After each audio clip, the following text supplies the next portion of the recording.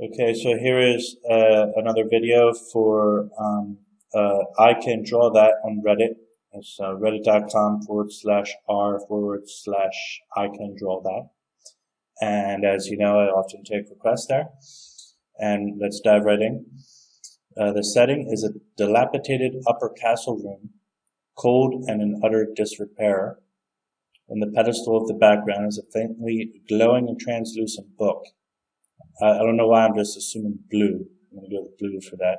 Focus of the scene is a middle-aged human wizard who is semi-ghostly, with random parts of him fading out of existence. So that's interesting.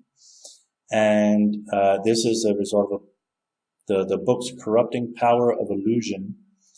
It is making him powerful. I've read this before. I think this font is weird, but basically the book is making him powerful, but also I know what that is. It's in parentheses. Is making him powerful at the cost of his body, right? So he's a powerful wizard, but he's like old and dilapidated, as well as the environment. And he's half mad.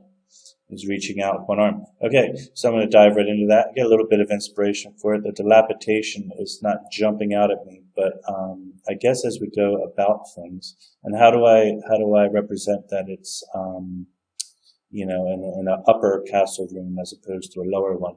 Maybe we'll just have to skip some of those details. But it sounds like a lot of fun to draw, so I'm going to go ahead and dive in. And here we go with the time lapse.